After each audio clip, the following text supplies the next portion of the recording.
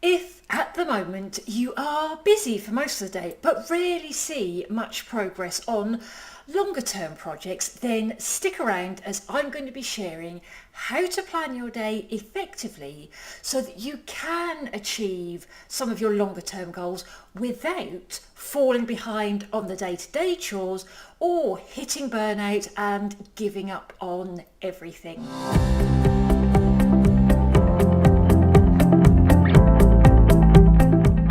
I'm Natalie Mayer, productivity coach at All in Good Time. Make sure you hit the subscribe button so that you don't miss any of the weekly content to help you increase your productivity by getting more done more easily in less time as you juggle work, family and home, as well as find some time for yourself. At the moment, most of your time and energy goes into keeping up with life's daily chores and those random tasks that seem to land on your to-do list each day. Those activities that you've been promising yourself that you'll get to soon may have been sitting on that someday maybe list week after week without ever making it onto your to-do today list. Each day you tell yourself that if you just keep your head down and push through, then you will clear through the current list enough to make room for those bigger, more meaningful tasks.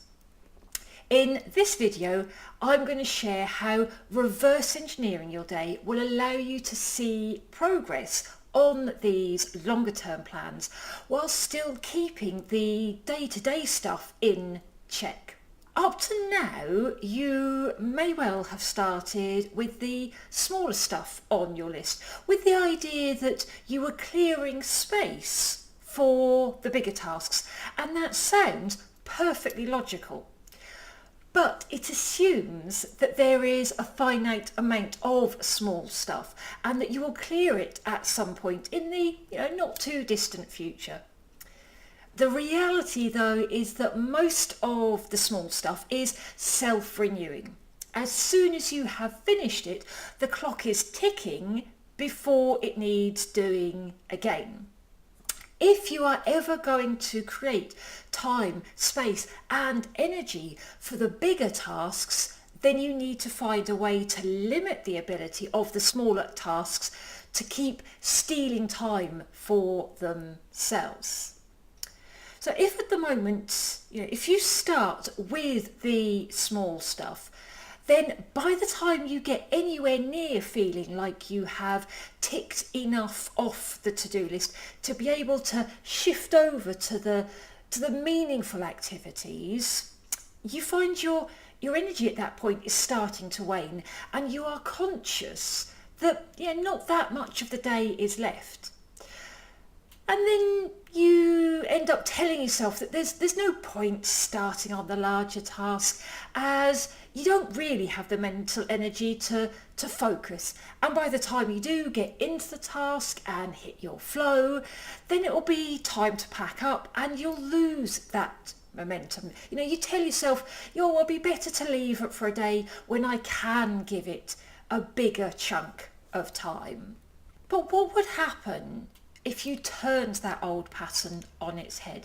What if, rather than waiting for a space to open up, instead you created the space for the big task first and then forced the smaller stuff to flow around it?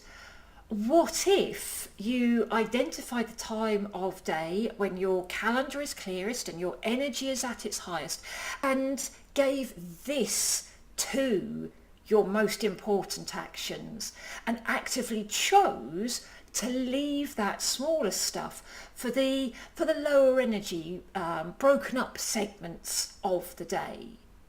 Could you then make progress on your long-held dreams? So you need to review your daily schedule. We tend to fall into habits, which are nature's way of trying to conserve energy by not constantly reinventing the wheel every day. And if your daily habits came about intentionally and in a considered way, that would probably be fine. But generally that isn't the case. Often your habits build up haphazardly over time without too much thought as to whether they truly are the best way to do things in the first place, let alone whether they are still relevant or appropriate weeks or months later. So step back and look at the general shape of your days. What's in there absolutely has to be done at a specific time. So things like getting the kids to school, catching the train to work, attending an exercise class, etc. But then next, consider when you are at your most energetic. What's your personal profile? When do you have the most mental clarity? These are the times of day that you want to set aside for your meaningful projects.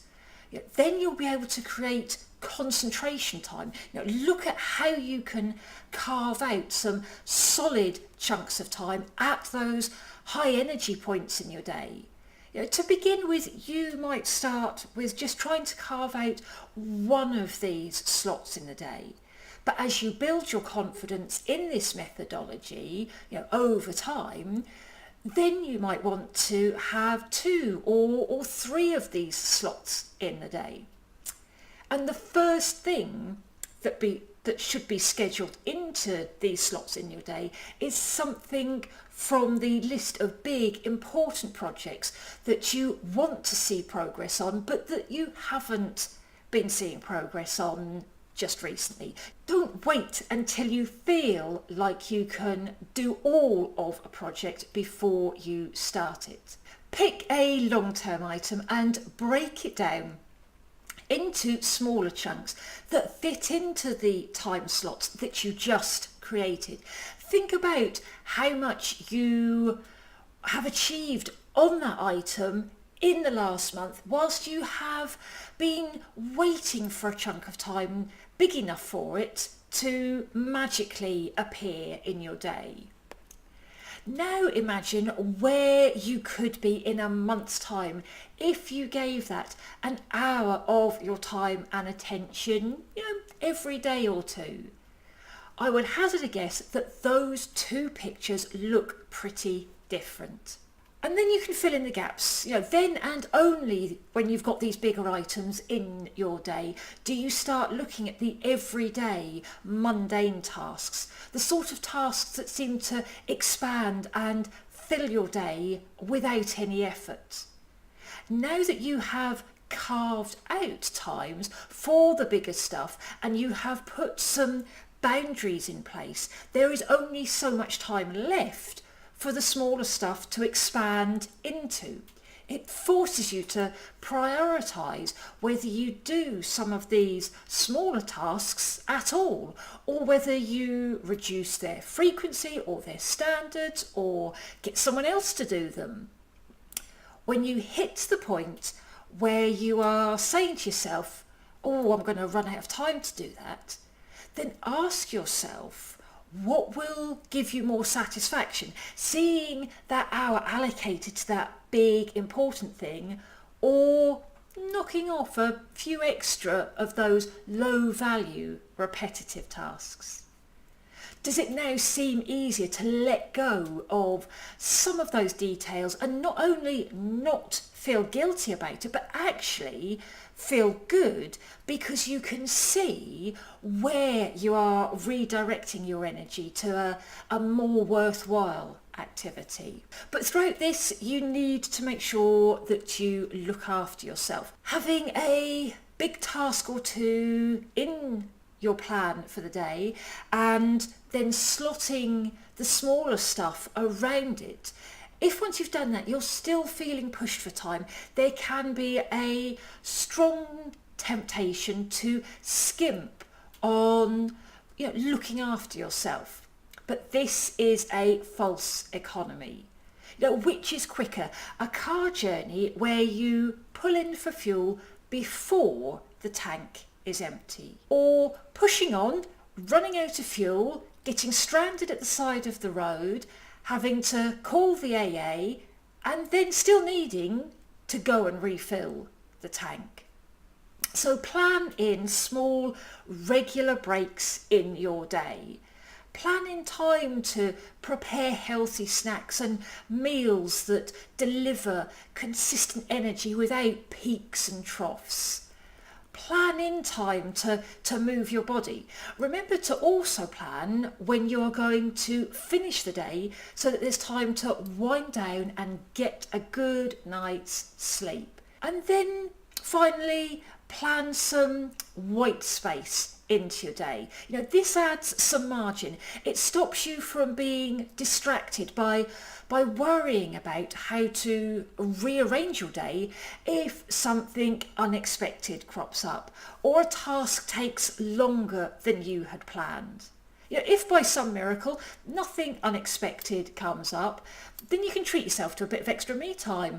Or if you want to, you can get ahead on the next item on your list.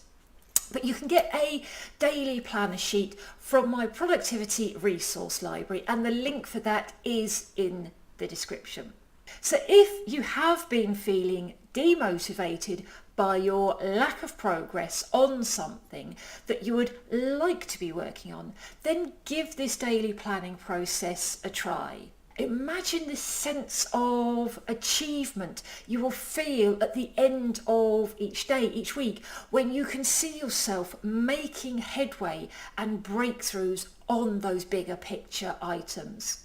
Let me know in the comments what project you would like to see yourself take action on, and what the first step that you could put into your plan for tomorrow is. If you found this video useful, make sure you hit the like button and let me know in the comments what your biggest takeaway is. Please do share the video with someone that you think would find it useful, and also check out my free productivity resources library or go and watch my latest Tuesday training workshop. Links for both of those are in the description.